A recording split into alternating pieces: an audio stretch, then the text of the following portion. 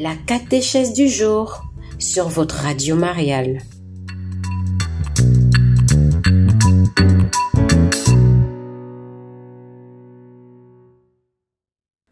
Catéchèse sur la tentation et le reniement de Pierre.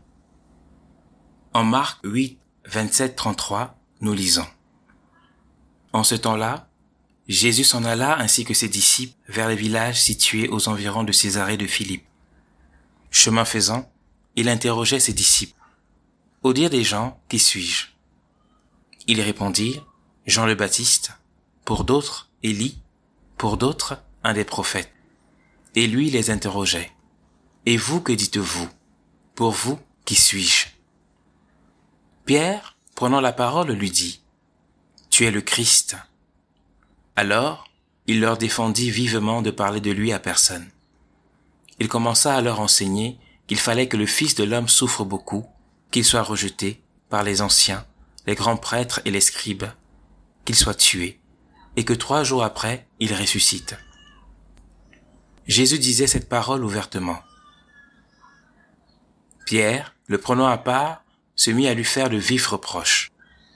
Mais Jésus se retourna, et voyant ses disciples, il interpella vivement Pierre. « Passe derrière moi, Satan. Tes pensées ne sont pas celles de Dieu, mais celles des hommes. » Frères et sœurs dans le Seigneur, notre catéchisme nous dit que Dieu nous a créés hommes et femmes à son image pour que nous le connaissions, l'aimions, vivions avec lui et le glorifions. Il est juste que nous, qui avons été créés par Dieu, vivions pour sa gloire. La vie de l'homme sur la terre se résume donc à ceci. Aimer et faire ce que Dieu commande, détester et ne pas faire ce que Dieu interdit. Or, la tentation veut le contraire, que nous aimions et fassions ce que Dieu interdit, et détestions et rejetions ce que Dieu commande. Ceux qui font cela, frères et sœurs, sont ceux qui succombent à la tentation et se mettent donc en état de disgrâce, c'est-à-dire dans un état de décommunion avec Dieu, un état où ils ne sont plus en harmonie avec Dieu, malgré le fait que Dieu les aime toujours et veut leur salut qu'ils ne peuvent plus malheureusement recevoir avec dignité.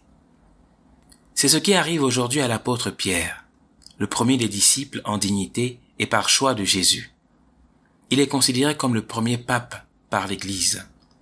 Jésus interrogeait ses disciples. Au dire des gens, qui suis-je? Ils lui répondirent, Jean le Baptiste, pour d'autres Élie, pour d'autres un des prophètes. Et lui les interrogeait, et vous, que dites-vous? Pour vous, qui suis-je? Pierre, prenant la parole, lui dit, Tu es le Christ. En effet, frères et sœurs, Pierre a reçu la grâce de l'Esprit Saint de révéler avec authenticité qui est Jésus. Au-delà des élucubrations des contemporains de Jésus et les apôtres qui veulent révéler Jésus à partir des opinions, Pierre révèle qui est Jésus, pas par ses propres moyens, mais par la grâce qui vient d'en haut. En cela, il montre qu'il est en état de grâce. Toutefois, cet état de grâce qui le rend digne aux yeux de Dieu, nous devons l'entretenir. Nous devons veiller à ne pas le perdre pour continuellement ainsi plaire à Dieu en faisant sa volonté. Et le moyen de ne pas perdre cet état de grâce, frères et sœurs, est de toujours écouter uniquement le Seigneur pour savoir ce qu'il faut croire, comment il faut croire, comment il faut agir. Ainsi, comment plaire à Dieu en discernant ce qui est bon, ce qui est parfait. Ce ne sera malheureusement pas le cas de Pierre, qui, dans cet orgueil d'être élevé par Dieu, croit désormais que sa parole est plus grande que celle de Dieu.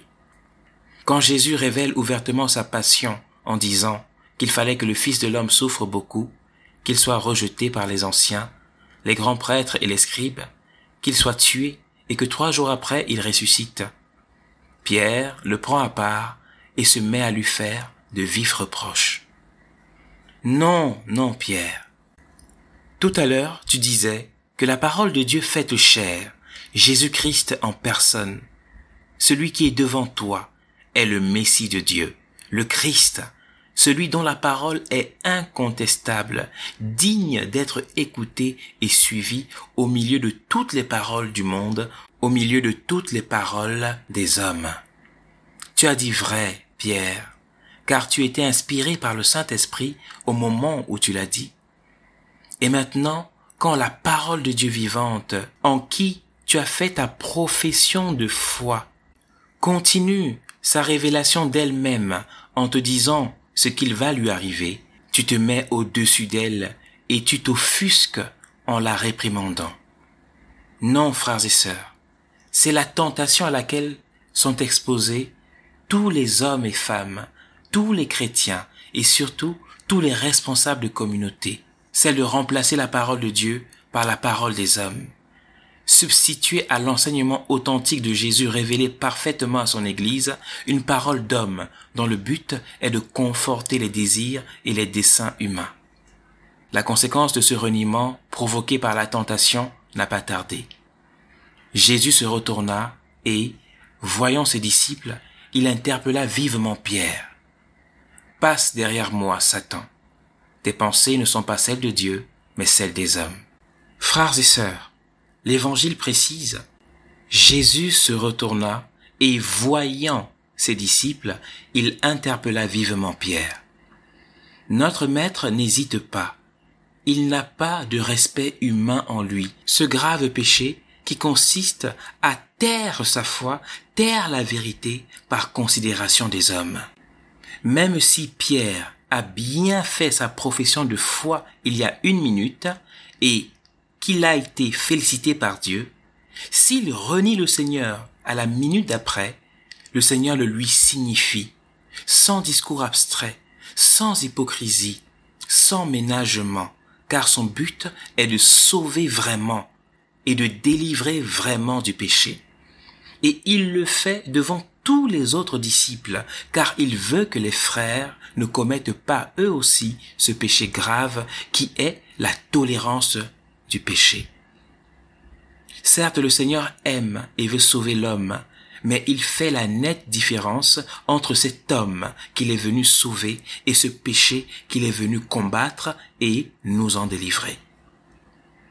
Nous savons qu'après cet épisode, frères et sœurs, ainsi que celui du reniement du Seigneur par Pierre au moment de la capture de Jésus, Pierre pleura amèrement son péché et se convertit. Jésus lui dit en effet, « J'ai prié pour toi, afin que ta foi ne défaille pas. Toi donc, quand tu seras revenu, affermis tes frères. Donc va, pleure sur tes péchés, confesse-les, et quand tu seras restauré complètement, viens et proclame désormais uniquement le seul évangile que moi je dis de proclamer, et non celui que Satan te dit de proclamer dans les tentations auxquelles tu seras soumis. » Voilà, frères et sœurs, pourquoi nous devons veiller. Voilà, frères et sœurs, pourquoi nous devons prier.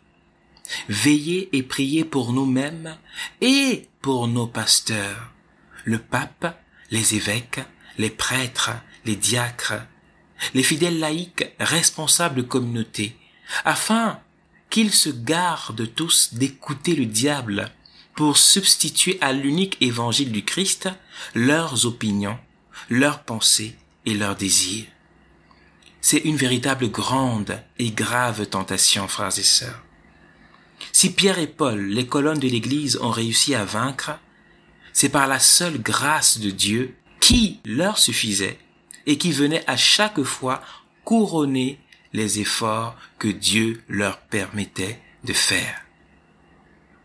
Que le Seigneur, frères et sœurs, l'accorde à chacun et à chacune d'entre nous. Amen.